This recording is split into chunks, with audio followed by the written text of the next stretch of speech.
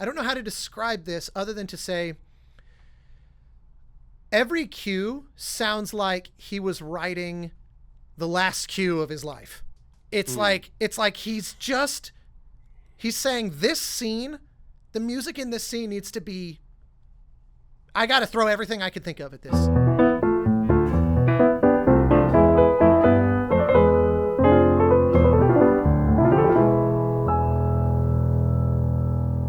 We've done James Newton Howard. We've done I feel like quite a bit of Silvestri. Yeah, I did a lot of Alan Silvestri. We've obviously done Goldsmith only once, which I think I deserve some credit for that, because it would be so easy to just it would be the Goldsmith hour. Right. The Goldsmith hour, brought to you by whatever. I feel I'm always like half cocked going in that we're gonna do just like, here it is, and you're like, fuck it, we're doing John Williams. But I feel like there's always the thing that I really enjoy about these is I learn so much. I have a strong background, I feel, in music. I've done 2 albums. I started off, music was my foundational creative element, my platform that I chose.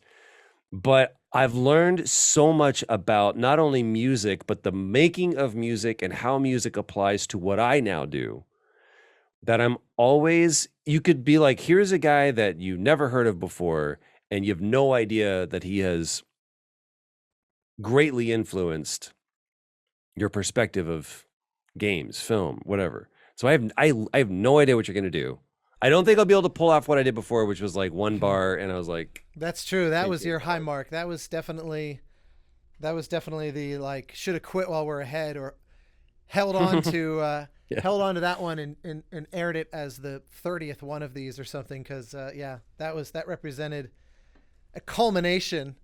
What I loved, obviously the goal is to find or primarily feature music that I think you've never heard, or maybe forgot about. Like, it's not that I'm explicitly kind of targeting, must be deep cuts, but the idea should definitely be to expose you to something that I think I can't sleep at night if you've not heard this before. Because it's just so, it means so much to me, whether it's like you just said, it changed my thinking, or whether it's just one of those that I just think it's just good. It's just so good. It just hits me in all the right ways.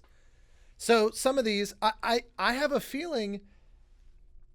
So we're back on one film, one composer, as opposed to the genre overview of last time. Okay. And it's a composer who we haven't touched yet, but is by no means a deep cut as a composer. It's not John Williams. Is it Thomas Newman? No, that's a very good guess. It's not Thomas Newman. He has some great off the beaten path gems that we'll surely get to. Like everybody knows American Beauty and Shawshank and Wall-E and scores like that, but he's written a bunch that are less. I don't want you to like confirm, right? I don't want you to be like, you got me. But I'm just gonna throw a name out there, and maybe this is because I'm also setting my levels too, so I'm using this opportunity to do that. Okay, perfect. Maybe just because of our conversation, but I'm gonna do one of 2. Okay. You said that I have heard of them, or I may not have heard of them. There's no, I can't recall very specific conversation of you and I talking about this composer, but I'm sure we have. It's impossible that we haven't. There's no way if you can clock Dave in 1 bar, there's no way you aren't deeply familiar with this composer. Like I said, this is not a deep cut of a composer. I'm going to go with Hans Zimmer. Nope. Damn it. All right. He fits the bill in every way of what I said. That's for sure. Yeah, I was going way more like you have to know composers' names. Hans Zimmer is not even a person anymore. He's you know what I mean? He's a brand name. He is. Bring me the Hans Zimmer. Oh, you mean the composer? It's like his name is Howard Shore, by the way. But No, it's so all true. right. I saw someone on Facebook the other day write that they were a composer colleague say that they got director feedback that said, "Wow, you really Zimmered the shit out of this." Yeah, that's what I mean. And yeah, he was like, "Well, I guess that's a thing now." All right, so one of two. Did you want to venture a second? John Barry. Very interesting guess. I would love to do some John Barry. There's so many scores he wrote that people don't know. Out of Africa is just like is nice. Probably one of the most beautiful things ever. Oh yeah, yeah, love that score. One of 5 Oscar winners of his, but nope, it's not. It's not John Barry. So, do you want to know? Or do you want me to just hit play? Just hit play. Let's see what we can. Let's see what we find. I'm gonna play you the theme, so I'm kind of starting at the end. Okay. Actually, you know what? No, I'm not. Let me start from the top. Last second change of plans. All right. So I adore this way of announcing his theme. So this is the very opening of the movie. Ready? Okay.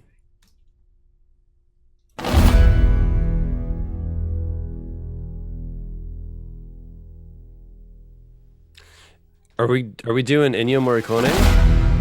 Nope.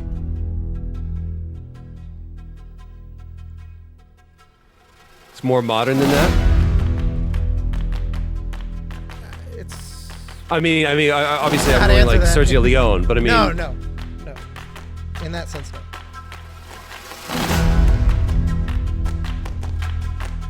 for some reason I'm either thinking this is Zorro. Nailed it. Ah! You did Yes, it again. now I can think about it. I know this opening sequence.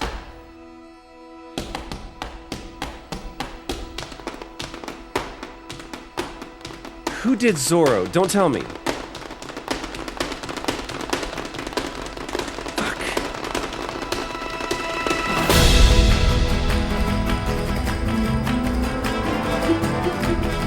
Get there. My brain can get there. Here it comes. It's come on.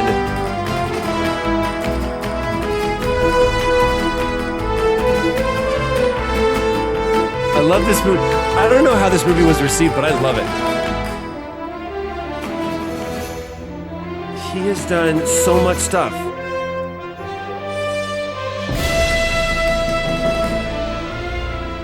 He did Titanic. Yep. Yeah, you have it. This is so funny trivia. This was, I think. Oh my God, I can see it. It's gonna drive you nuts. Should I put you out of your misery? No. That's what I meant when I said this composer is not a deep cut. Like he is. Yeah. Like he's all I can think of right now. I curse myself with Thomas Newman, but I know it's not Thomas Newman. It is James Horner. Yes.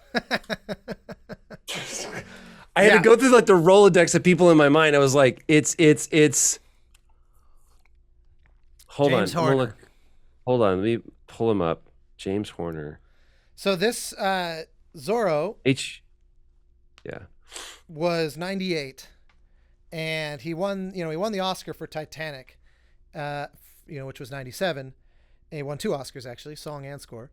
And Titanic had been such a gargantuan undertaking, and then obviously it had just this massive amount of press, not to mention that he made just ungodly boatloads of money off of the soundtrack album, and never mind the royalties on the film itself from ASCAP or whatever and stuff. And so, he just basically took I think a full year off of scoring films after Titanic, and came back in 98. And I think this was his first. I can never remember if he did this or Deep Impact first, but those were the 2 scores that he did on the heels of Titanic. And I'm fairly certain that this was what he did first. And James Horner died, 2015 or something like that? This is 2015. I had obviously the second that I saw it, I was like, oh, that's right. He flew planes, and he was flying from Santa Barbara to San Diego. So I mean, we're talking like 30 to 45 minute flight, maybe. Yeah, I mean, he had his own maybe even plane less than and, that, and just something freak happened. something happened. Yeah, it's I think that's just obviously always one of the risks that's inherent to having a small little plane and being your own pilot is, it's just not the same as having the kind of hours in the cockpit that like a commercial airline pilot will have, thousands. Yeah, and it's thousands. even that, but I mean, like I've for those who aren't familiar with California, going up along the coast, it sounds like it's such a beautiful way to go. It's quite treacherous because you have these mountains, these hills that rise as you come out of the valley that lead down to the ocean. And so you get this updraft from the ocean, but then you get this downdraft from the mountains, from the hills. And I've flown up to from LA to Mammoth to go skiing, and it's smaller plane. It's a turboprop, but that's the gnarliest flight I've ever been on. They're like, this is normal. It's like, you guys shouldn't fly. This is nature literally telling you stop doing this. This is dumb. Yeah, it's bucking you off. It's the rodeo version of flying. But there's something else that even 61 too. Something else that stood out to me that I'm very interested to know. Of course, man, he did all the Don Bluth stuff. Mm-hmm. He did Wrath of Khan. Mm-hmm. And Search for Spock. So, but I thought that was reserved for. So walk me through why Jerry Goldsmith didn't do those two. Different director, different production, and well, was that uncommon? Why did I think that Jerry Goldsmith did all of those? Jerry is the most recurring. There've been a handful of composers. Jerry did 2 of the 6 films of the Kirk cast, and he did 3 of the 4 films of the Picard, the Next Gen cast, in addition to writing the theme for Voyager. And of course, they used his motion picture theme for Next Generation. So he cast the longest Star Trek shadow, but Horner did the 2nd and 3rd one. Leonard Rosenman, at the tail end of his career, did the Whale one, number 4. And Voyage Home is great. Oh, no. And well, yes, it is. That's the one that Nimoy directed. It's great. It's 4 and 5. Nimoy and Shatner back-to-back director efforts are the dark periods of those 6 films. They just don't hold a torch to 2 and 6 in my estimation, which are just far and away Undiscovered 6 Country. Is Generations, right? That's the first. That's technically the 7th. Star Trek 6, The Undiscovered Country, is the final Kirk one. And that, to me... Yeah, but that's the one where they go in... No. Generations will be the final Kirk one. Well, okay. Fair enough. Right? But this is the one where they start off in prison. That's not a good one. That's the one with not Lloyd Bridges. Christopher Lloyd as a Klingon. I think that film is neck and neck with Wrath of Khan for the best Star Trek film that's ever been made. Because it's basically a political murder mystery in Star Trek. It's one of the few that feels far more straight-faced. Even though, yes, it has things like, you've never read Shakespeare until you do so in the original Klingon. I'm weird, but I really think that 5 is great. I mean... It's so good. Kirk, what do you want to do? I want to go back and turn left when I should have turned right so you can take away my pain. I need my pain. Pain is what makes us who we are. That's a great notion, man. I wouldn't deny that. I don't think any of them are overtly bad. Although, that said, I never really can remember anything about the Insurrection was bad. That's exactly what I was going to say. Insurrection is one that, for the life of me, gun to my head, I cannot remember what that movie is about. It's the one where Picard gets a girlfriend, and it's the one where, it's basically a long episode. It felt like we should have made this a TV episode, and they made it a movie. That's what it is. It never, In any case, I saw every one of these, by the way, in the theater. I'm trying to remember. Every one of these. Star Trek II freaked me the fuck out. That earwig? Oh yeah. No, yeah, that's that movie. No, is... I'm sorry. Take that back. I was not allowed to see 3. You know why? 3. Interesting. No, I can't. 2, I would think, would be vastly huge crisis of conscience for my parents, because how do you deal with the fact that there's reincarnation, but it's Star Trek? My parents, they couldn't reconcile this. Was that a common thing? Was there like a rift in the Christian Star Trek community over? I mean, there was with 2 people, 2 people in Dallas, Texas in 1983 were like, what the fuck do we do? That is so funny. Yeah, man.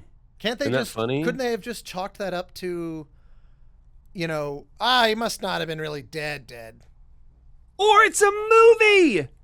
It's a movie. Well, that's the more rational response. None of it's real. I was trying to box in their ring, but fair enough. And to answer your question, I don't actually remember if there's a story about, for example, Goldsmith even considering coming back for the second. The first one was a big budget, lavish,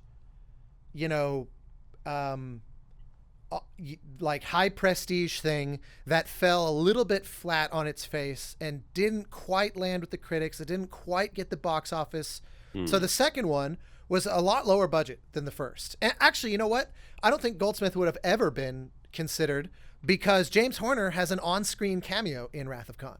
So he obviously was in on the ground floor for that one. And it's very, very, you would never know it's him if you weren't like watching for it. He's basically a random red shirt who runs down a hallway. So it's not like he has a cameo, but he's in the movie. I always feel like Wikipedia is an interesting way to characterize it. So often it's so wrong, but I'm curious to see what you think. I'm sure you've looked at this as well, but what does this mean? You can look it up. He was known for the integration of choral and electronic elements, and for his frequent use of motifs associated with Celtic music. Is that just because of that sounds Titanic? Like it was written by a fan. I mean, there's no question that he had. No, I mean, obviously Braveheart is steeped in that as well as a score. That's not Celtic. It is. It shouldn't have been, which is part of what I want to talk about today. That's like Asian. I mean, it's like Chinese and Japanese are very different, and Korean. 100%. But he fell guilty to it. That Braveheart. That's very Irish sounding. Not to mention that he plays it on uilleann pipes, which is an Irish instrument explicitly. Now, they sound a lot like bagpipes, which is a Scottish instrument, but bagpipes drone. They underneath are going, yeah. Well, it's hard to break your heart with your, love scene with the princess with that. And so not according to Uncle Argyle. If you ask Uncle Argyle, they play like tunes on their bagpipes. Oh, so good. I love that movie, but there's no question that it is. Did they give him a Catholic funeral? Another one. There was. Did you remember the Brad? That's Pitt? A perfect movie, by the way. Braveheart is a perfect movie. Especially if we ignore the ethnomusicological inaccuracy of its score, then yes, I totally agree. I think that score is. I remember seeing an interview with Mel Gibson when they're at the scoring stage. I think at Abbey Road recording in London. And he says, he turns to the camera, they're interviewing him in the midst of the sessions. And he says, I think it's clear that James has written one of the scores that will forever be one of the great scores. And it's rare that you get a glimpse of someone in the moment who sees it for what it is. Because I do think that score will forever be that's one that I would never play in one of these, because I would rather go into places that I'm likely showing you something you don't know. But we can take a moment to acknowledge that truly is one of the great scores. And think about that. In the 90s, 80s and 90s, Horner was basically, he burst out of nowhere as a very young guy doing big movies in the early 80s. He got started in like 79, 80. And funny enough, not only did he follow Goldsmith on Star Trek, he also did Aliens for Cameron. So he followed Goldsmith on that other big 80s, 70s sci-fi franchise as well, and wrote an equally lauded score. Just in both cases, he managed to do something that was very different from Goldsmith, and yet his fans would say, you know, this is Aliens is every bit as good as Alien, albeit with a different aim.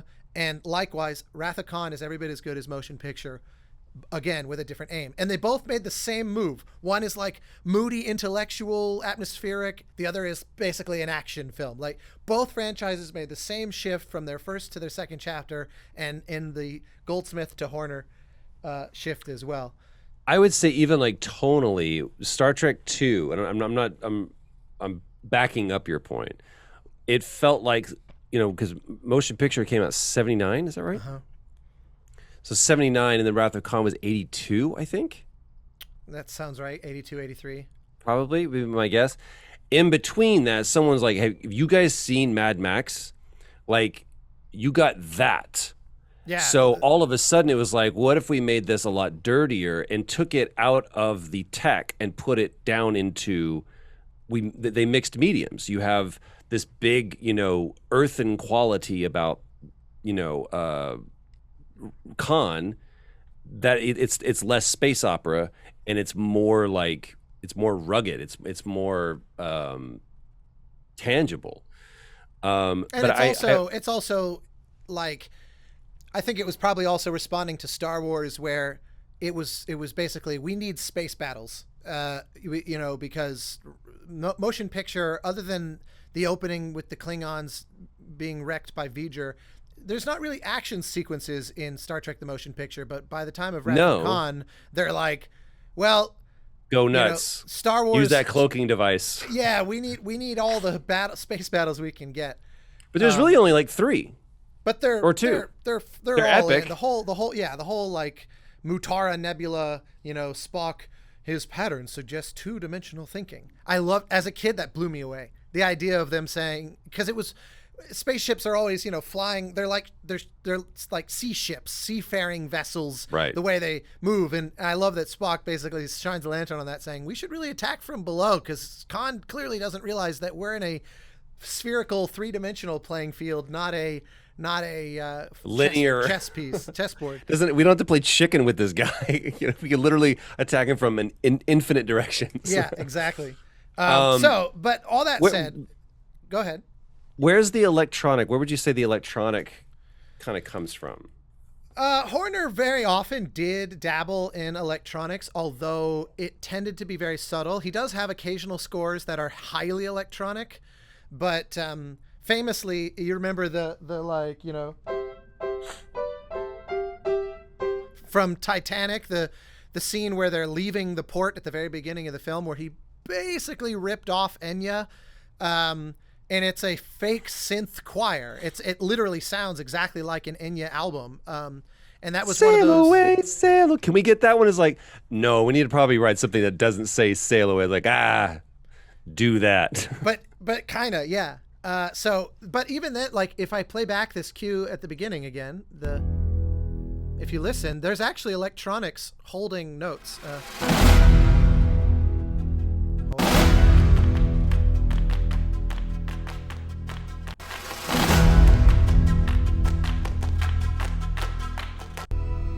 There.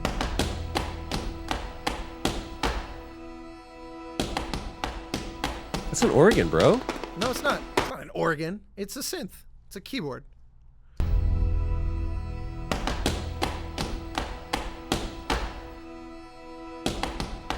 It's interesting to me because what I hear is like a B3 without a Leslie.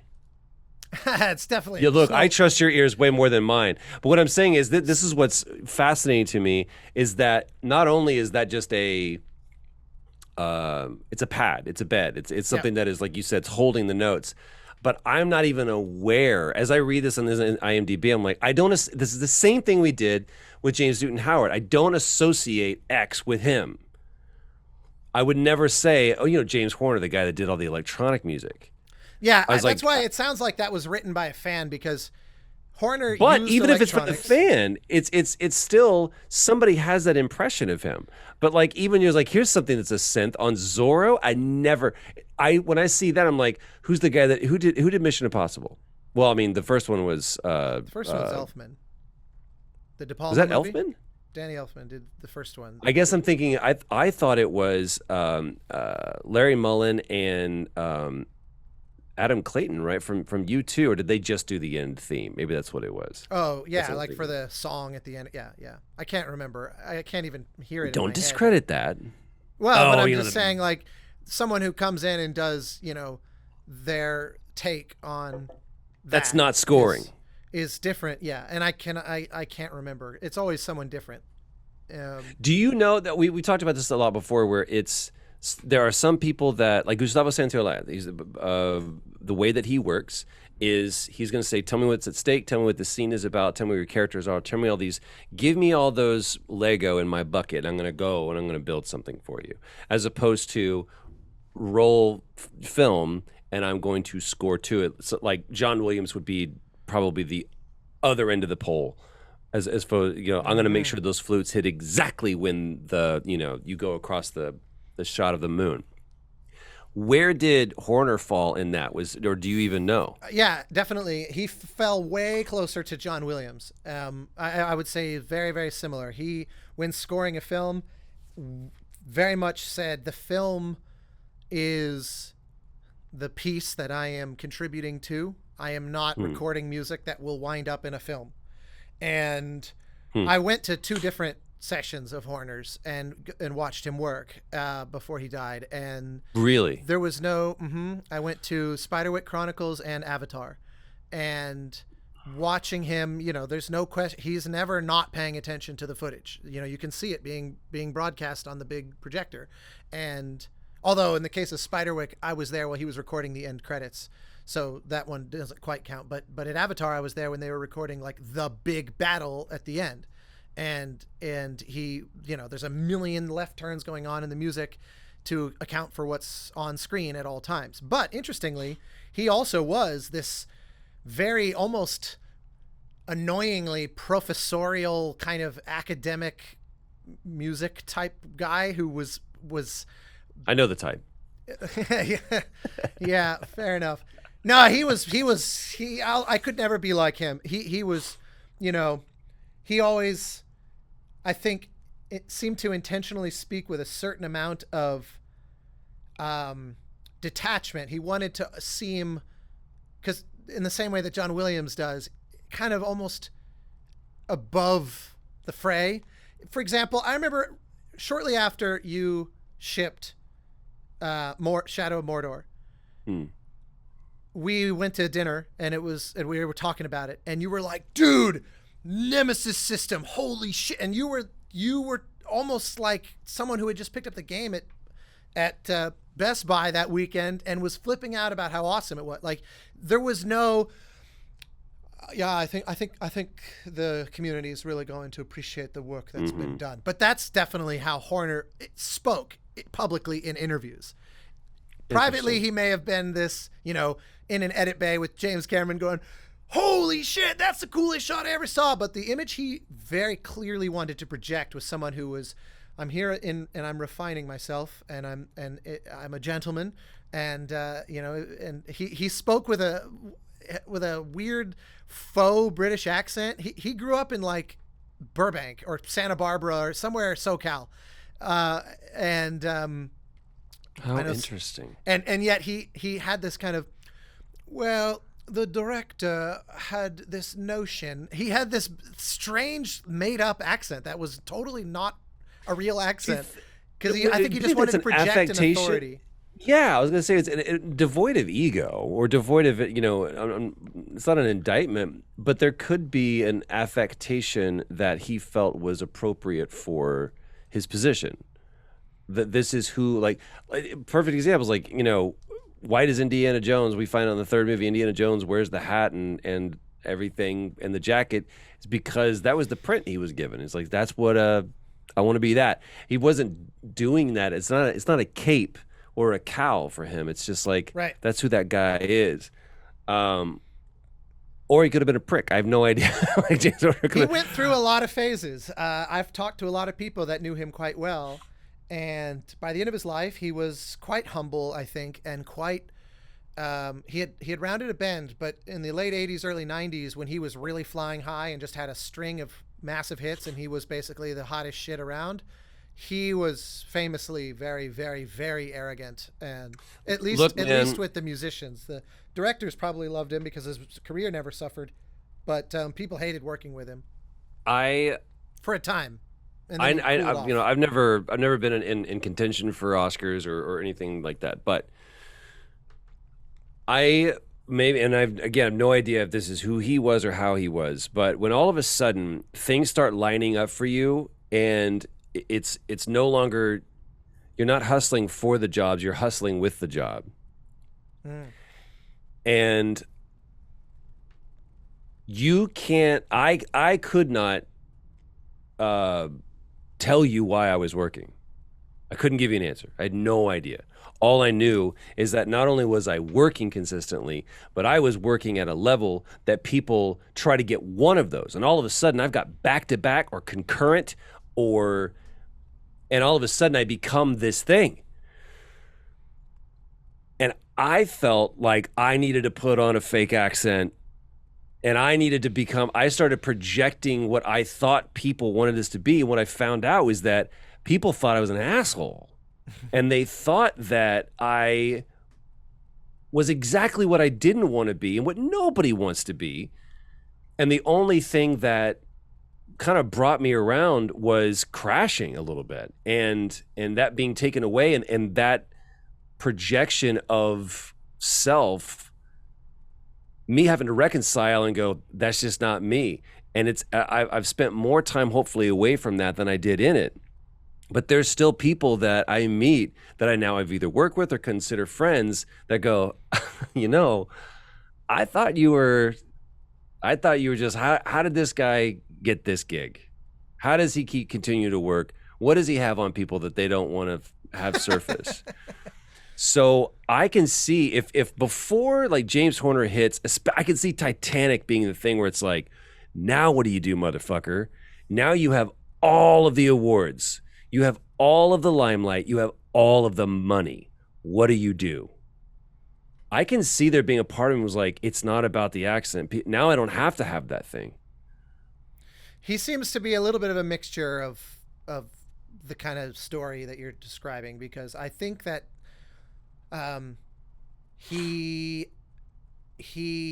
definitely got some feedback that was like, you are not rubbing people the right way, man. But this was well before Titanic that he got that feedback, mid to early 90s that I think he rounded a corner and realized I gotta humble myself a little bit. And his music never suffered. In fact, ironically, the 80s through to the late 90s, he wrote one score after another, sometimes as many as 9 or 10 features a year.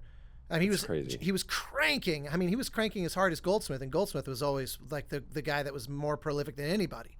And yet the music never suffered, because it was like Legends of the Fall, Braveheart, Clear and Present Danger, Glory. How dare you, Aliens. Sir? Like it just the list went on and on and on and on and on of scores that are today, Apollo 13, and it's just so many that are considered classics. But here's the funny thing: so he does Titanic, he basically conquers the universe, and then takes a year off, comes back and does Mask of Zorro. Now, as someone who has listened to just about everything I think Horner ever wrote, my opinion is that he basically peaked with Mask of Zorro, even though he wrote scores for more than 15 years following that.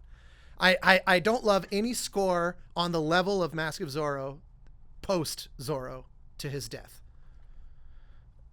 Now I will acknowledge that when Avatar came out, hold on. I want to make sure I'm understanding what you're saying.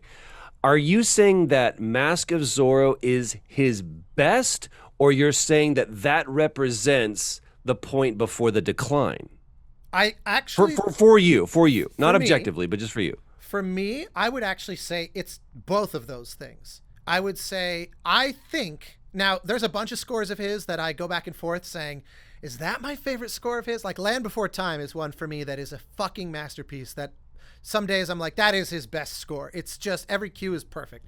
But I think from a slightly, when I'm feeling dispassionate, I think Mask of Zorro may be the best score he ever wrote to my taste, and no score even comes close to it afterward. So to me, it's like he had a 20-year roller coaster, and it's not like he got bad after that. He's got a few scores after it that I love, like The Enemy at the Gates with Jude Law. Great score. But to me, Zorro, here's the thing. There's a few criteria that I look at when I'm thinking about because this is things I try to apply to my own writing, is, what can I do to make this great? Hopefully, obviously. And the thing that I love about Zorro is that it's unmistakably James Horner, but he was a very traditional guy. Most of the time he leaned on the traditional orchestra and he did little Horner finesses to the orchestra. Like he very often liked to have multiple pianos, like in the back corners of each side of the room and stuff. Like he did little things on a bunch of scores like that, but he's not reinventing the wheel. He's not like doing Bernard Herrmann and like, let's have 5 contrabass clarinets and stuff. Like he rarely did things that bold.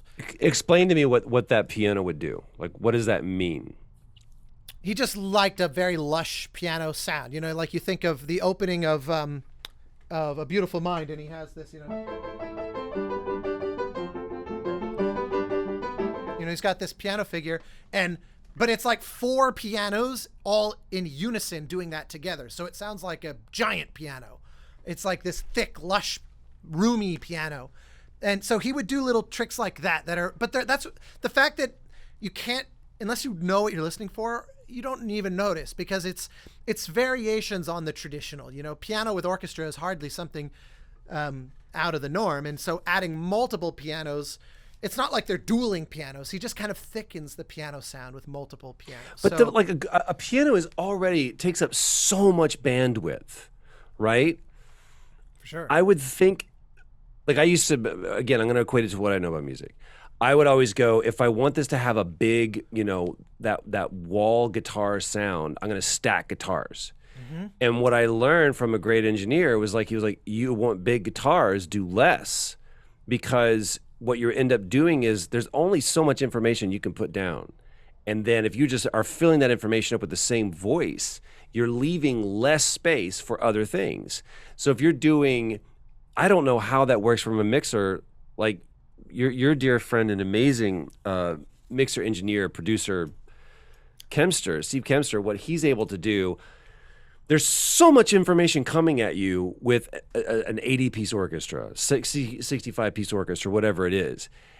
I've heard from you that if you add a piano to that mix, you can actually make the orchestra sound smaller.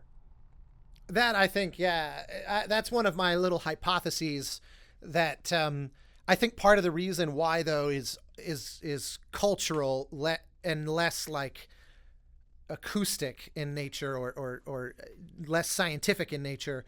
I think part of it is that we associate the piano with the intimate. We associate the piano. Yes. It's a familiar sound. It's a solo instrument. Sound. It's a solo instrument that they're used to being, a bit proximate to. And also it was very common, especially in the 60s and 70s, where TV, in order to try to sound bigger, they'd have piano in the orchestra. And now I associate that with small TV orchestra.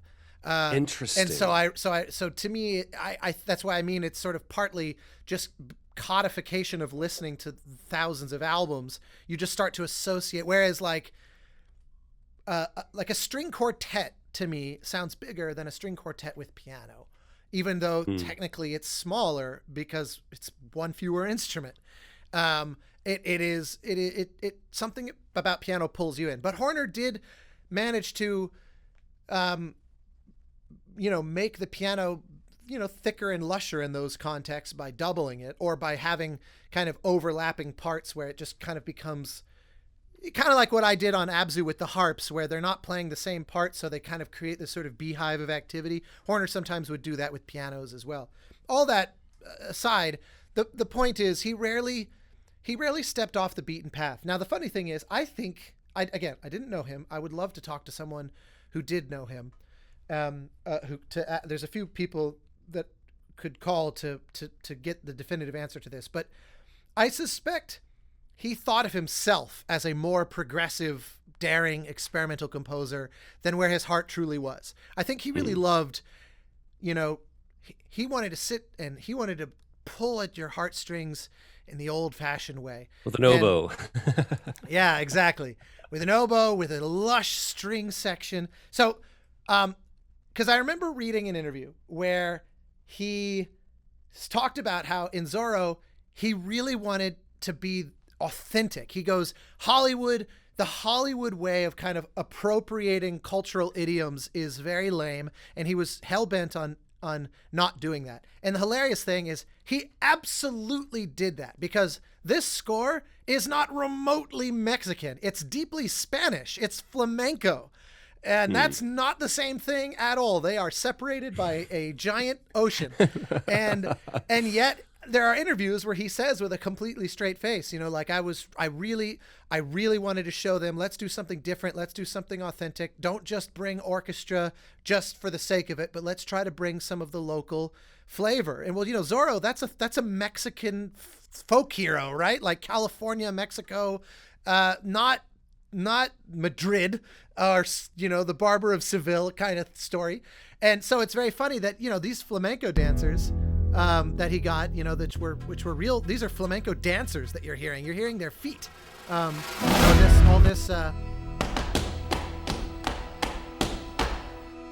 that's not a terribly Mexican thing. But what's cool, but what I nonetheless really love, and again, I say all this not to criticize, I love this score so much. And it's such a fun movie. It's such a throwback. It's like an Errol Flynn movie in the 90s.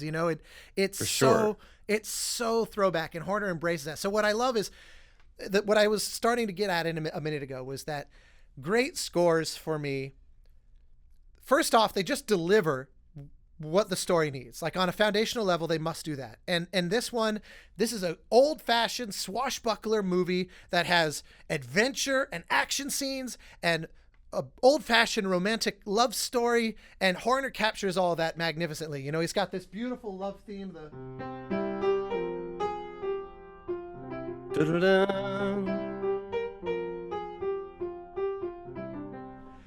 But that's also like, as was common in the 90s to do, it's like, so what we're going to do is we're going to pull that song and then we're going to make it a top 40.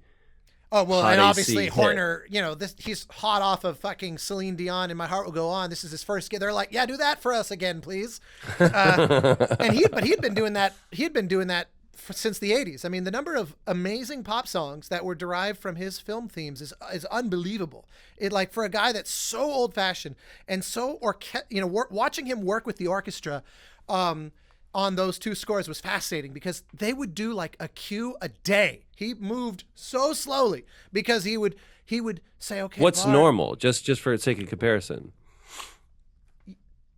What do you do? Anywhere from 20 to 40 minutes of music per day.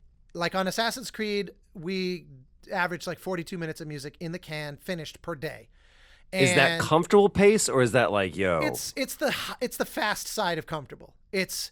We're wasting nothing, but we're not freaking out. We're able to get a safety if we need it. We're able to get another take if, we're not going, it's got to be good enough because we have to move on. Like, that's where you're really taking the, because you can get, 7, 8, 9, 10 minutes of finished music per hour. But once you get past the kind of 7 minutes per hour mark, you aren't giving yourself much room for error or experimentation. But Horner would be moving at probably 2 minutes an hour or less.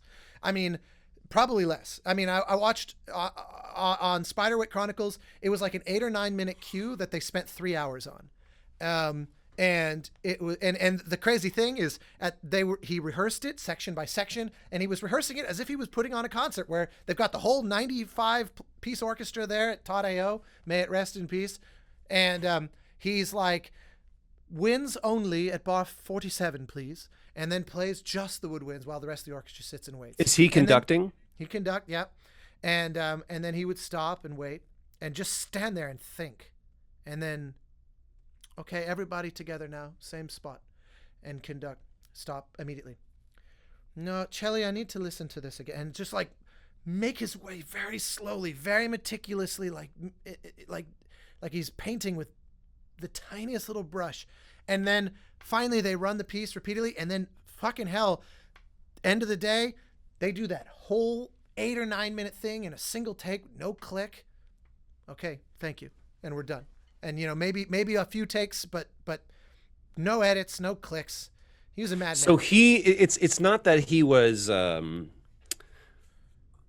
let's run it until we feel like we get it. It's before you get too far down the road, I want to correct this mistake before it gets baked in, and now it's something that I have to completely so it wasn't, the process isn't without its own merit. Like you saw the effect and you saw the benefit of the way that he did that. It's not that he was just like standing up there going like, what are you doing, dude? I think it's a little bit of both, because there were things where I thought that he didn't need to do 5 rehearsal takes with the violins in a row. They've got it. And I can feel the musicians feeling impatient.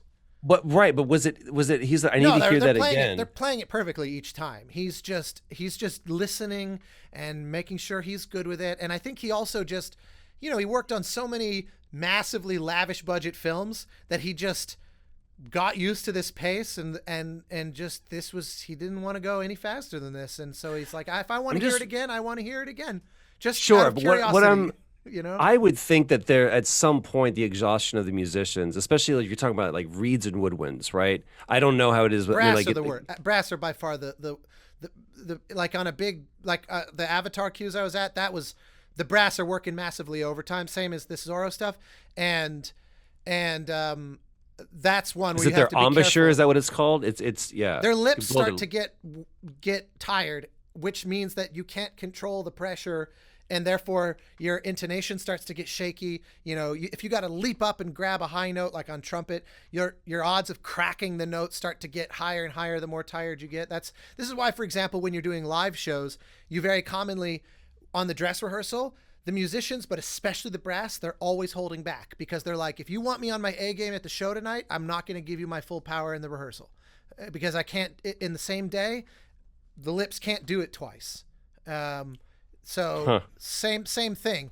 Now, this is also partly why you have constant breaks built into the schedule. You never record for more than 50 minutes straight, kind of thing. But I'm wondering if, like, again, going back to his methodical thing, it's not that the violinist performance was in any way lacking, or the cellis or anybody else. But do you think, and this is all speculation, but it's a fun experiment. Do you think it's possible that he's listening back, going, maybe that's not a C sharp. Maybe I fucked up, as opposed to they're not playing it right. Or that I just like taking people's time, that I want the craft services to be what it is. It's not the green M&Ms and sparkling water at room temperature. It's more really like play it again. It might be a blend of all those things. I think it's look, we're here, like, because he sometimes would show up late. The musicians would sit there for 40 minutes before he'd even walk in the door. And so I think part of it is that he just got used to a very comfortable life. And, he's like, look, these musicians are getting paid a couple of grand for the day to sit in that chair. And, they're doing just fine. And never an excuse. That's not how I would never work that way. And I'm not even excusing it, but I do think I can explain it, because, sure, he didn't slum around in low budget films pretty much ever, other than in the very, very, very early days of his career doing Roger Corman movies before Star Trek Wrath of Khan kind of changed everything for him. And he was pretty much given everything he asked for. I mean, on Avatar, they had something like, I can't remember the number now, but like 6 weeks of the orchestra booked on double sessions every day. I mean, we're talking about like 40 sessions. You could have recorded. In fact, I have an even better story. A friend of mine visited in the mid-90s was the Casper movie. You remember James Horner was in the middle of scoring that film. And at the glacial pace that he moved, a friend of mine went and visited him at the sessions. And like they were making their way super slowly through the score. And then a session that was supposed to happen in London. Meanwhile, my friend, who was a record producer, was always producing re-recordings of classic scores. And so his favorite composer of all time, Alex North, there was a score he really wanted to do, and I'm blanking on which it was. It was maybe The Agony and the Ecstasy, or Viva Zapata. I'm blanking. I wish I could remember what score it was. But he and Goldsmith often would go and like Royal Scottish Orchestra, in Scotland, or go into Abbey Road, London Metropolitan Orchestra or something, and they'd re-record a classic score and re-release it as a new recording. It's like Jerry Goldsmith conducts Alex North's Agony in the Ecstasy or Rejected 2001 or whatever. They did a handful of these albums. And so the ultimate Horner story was that he goes and visits a few of the sessions, and then he gets a call, hey, we had a session fall through at the last second, and I know you were looking for time at the studio in London to record one of your records. We've got a window. Are you interested in coming in? So he calls Goldsmith and goes, hey, I know this is the last second. Do you want to go to London next week and record a record? And Goldsmith had just left a movie. I think it was Babe, if I remember correctly. Film he bailed on before writing the score.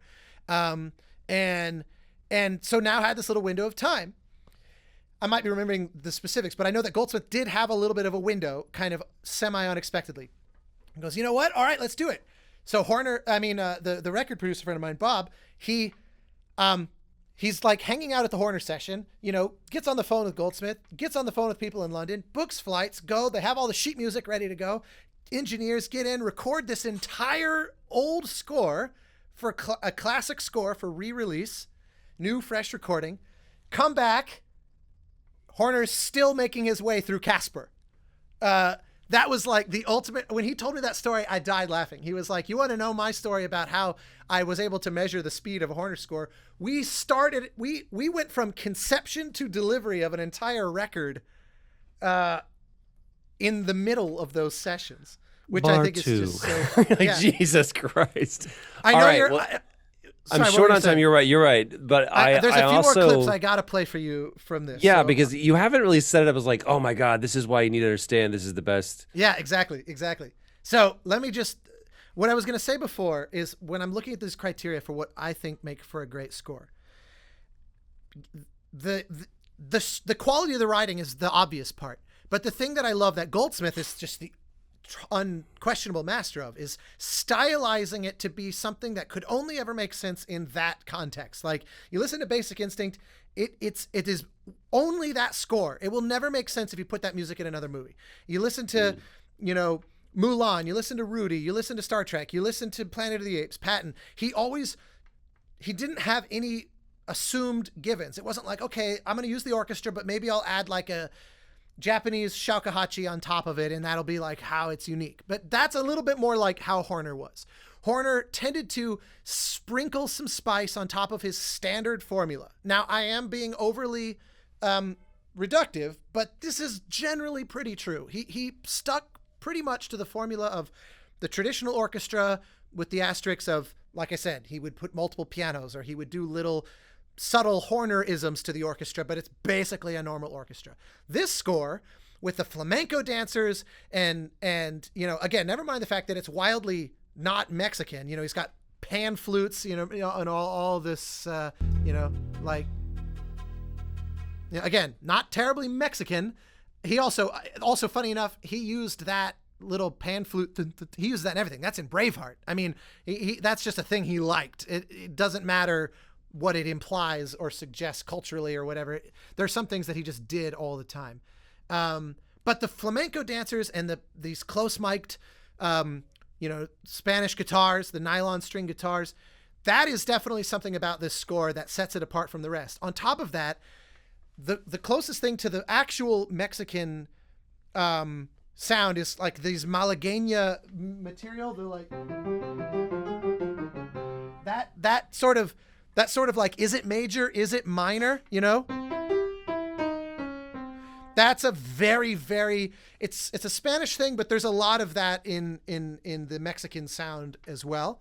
It is kind of mostly, again, it's sort of a flamenco thing more than anything, but the fact that he bakes that into his theme, this,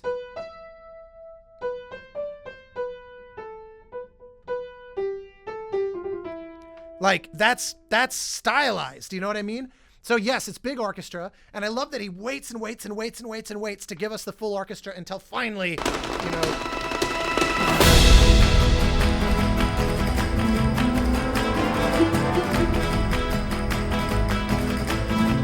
big horn melody.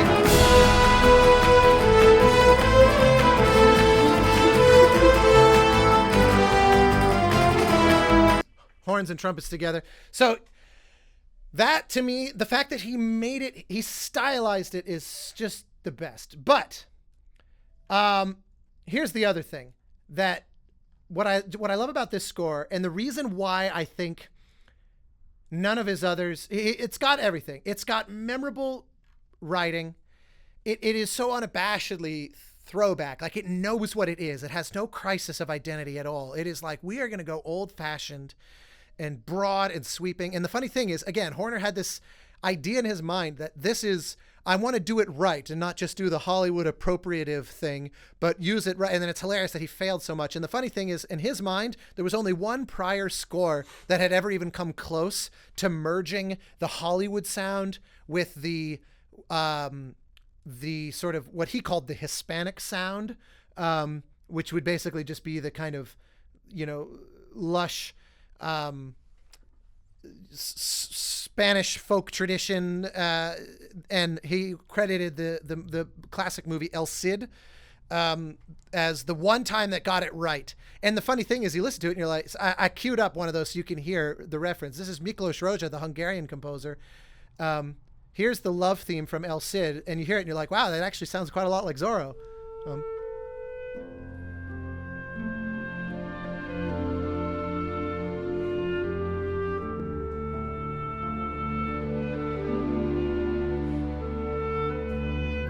Incidentally, this score is probably my single favorite Miklos Rozsa score as well. So apparently I have a soft spot for when things get infused with the Spanish vibe, because I do love those rhythms and I love that energy. I'll skip ahead to the actual melody here. This is, not only do I love this piece dearly, I love this whole score, but the love theme is just one of the greats of all Hollywood. But it has a special place in my heart as well, because a dear friend of mine, John Mauceri, who was the Hollywood Bowl conductor for years and years and years and years, on his final ever conductor as the official Hollywood Bowl conductor, his final ever concert, I mean, as the official Hollywood Bowl conductor. I went to his farewell show, and so he had multiple encores. And at the very end, for the final encore, he goes, for my final piece, I'd like to do the love theme from El Cid. And so this was his farewell to a many years long gig. So here, listen to this melody. It's pure passion and gorgeousness.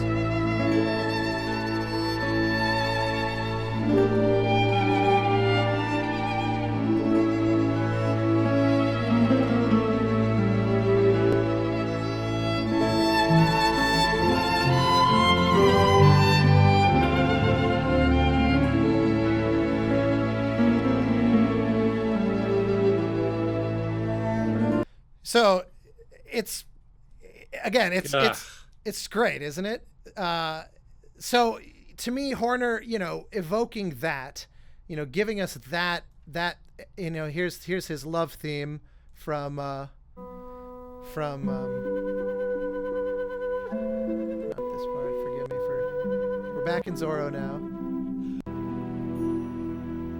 This is the scene where she's like, Father, I have sinned, and I felt lust for him. Please, tell me what you do.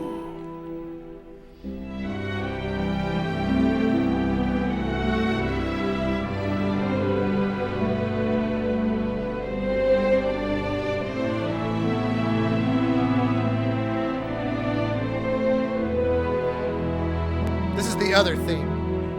I said the love theme, but this isn't the actual. There's a separate theme for Elena, it's Catherine Zeta-Jones' character. So, you know, it's stylized, and it's also just it's memorable. He wrote real tunes, you know? So here's, there's two more short excerpts, but here's the other thing. The reason why this score for me beats out the great scores he wrote after it is, first off, there's no other score of his that also sounds like this. One of the other things about Horner is he would often just kind of shamelessly lift huge chunks of his scores and repeat them in other movies. And he doesn't really do that with this film, which was, I think, that year off after Titanic really helped him clear out the cobwebs. And on top of that, I don't know how to describe this other than to say every cue sounds like he was writing the last cue of his life. It's like he's saying this scene, the music in this scene needs to be, I got to throw everything I can think of at this, because it's so easy, like in a big action scene. So you remember the sequence where he's on the horses and he's like standing on top of the two horses side by side and all that. So that big sequence, is like a big action set piece. And it's very typical for composers, especially on a movie like this, where you're operating under a tight time frame and all that kind of thing, where big action scenes can devolve into little more than, just vamping, right? Where you're just kind of like, we haven't said anything. You're just kind of like, I'm here, I'm keeping the energy up. And Horner was plenty guilty of that many, many times, where he would, he loved a good steady vamp. He would have like 50 bars straight of the same thing over. I mean, look at Titanic, the whole sequence where they're it's actually incredibly effective film scoring, but when they're approaching the iceberg and it's just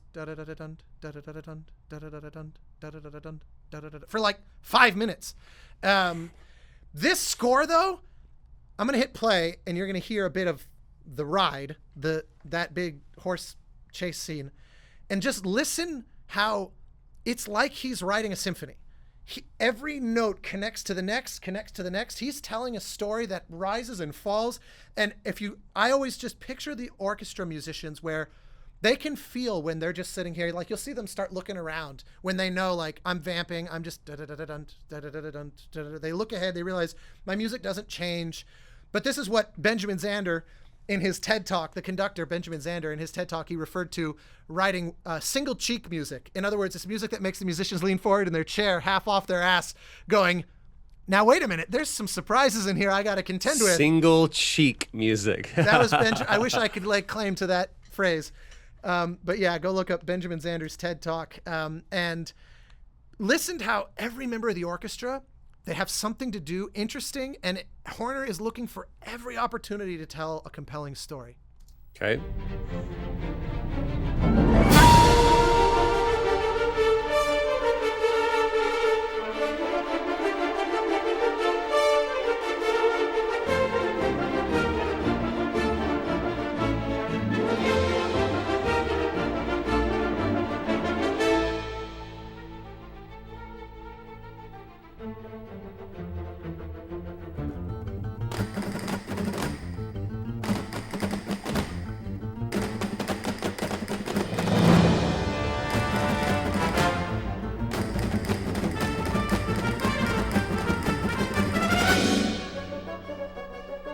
Wow.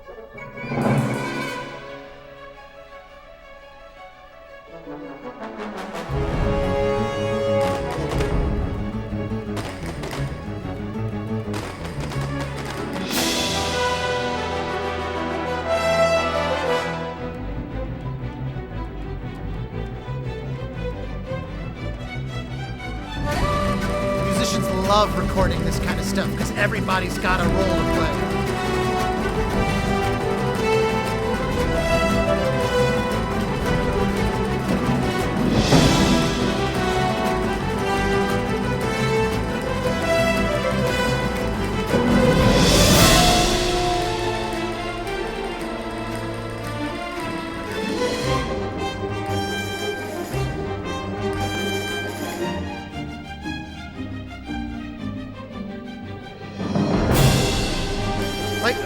Pause it there and play that little section one more time, because this is what I mean. First we get the little drive-by on the theme.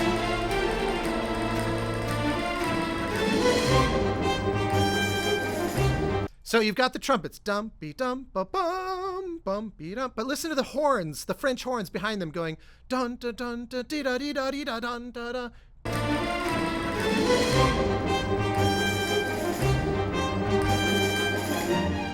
And then Pitz's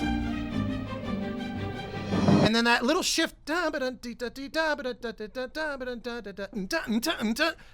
almost like a little West Side Story in there. And so I love that it's like he's sitting there looking at every measure on the page and going, how do I make this bar count? And let me play you one last one that to me is just the perfect example of which is remember the scene where he's in the barracks and he's fighting all the guys at once and he's like sliding the door and trapping their swords, and there's the like 9-foot Andre the Giant guy and he's got the cannon, that he's shooting, and it's a fun action set piece, right? Where he's kind of playing. And the thing that I love about this is you'll hear all these orchestra fireworks, but there's this one little moment where it just funnels down to a single violin. And that little detail of, 90 musicians and then just doodly-doodly-doo in the violin. And then listen for right after that where you hear this crazy syncopation in the brass where they're doing this, which brass, again, they struggle with that. They can. I mean, you hear this performance is unbelievable. It's just, he makes every note count.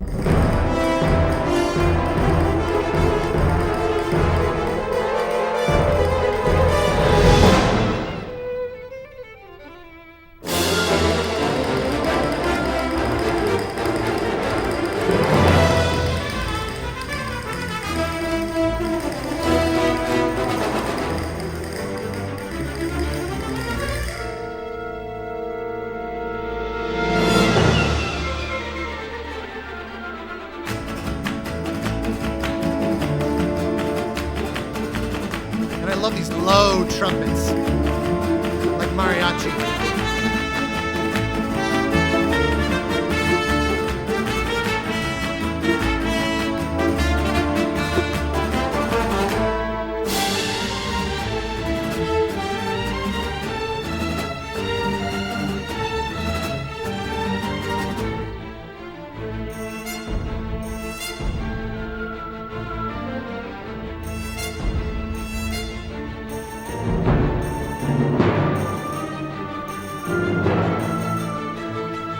Listen, high, and then listen to the cello and basses. Telling a story. Yeah, man.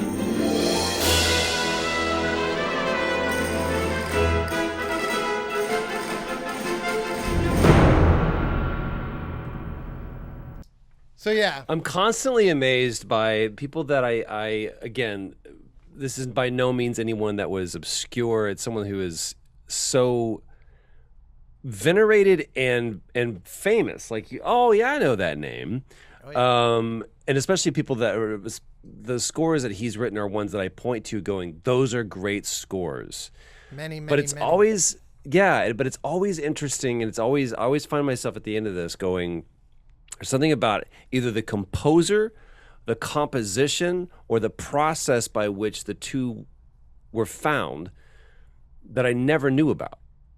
And even though you kind of did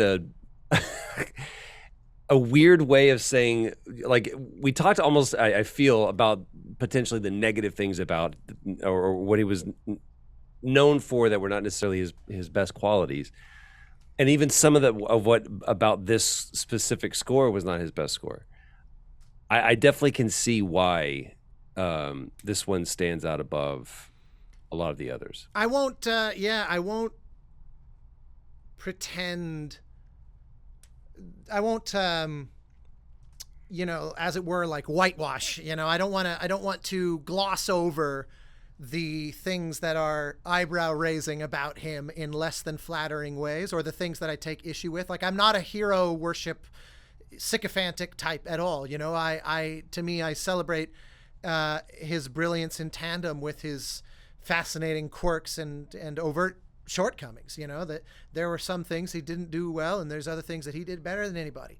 But what I love is that he was an old soul. He wrote music that harkened back to that magical kind of old-fashioned Hollywood sound, and he managed to do it in a way that was very contemporary. Scores like Braveheart and Land Before Time and Mask of Zorro and even Titanic.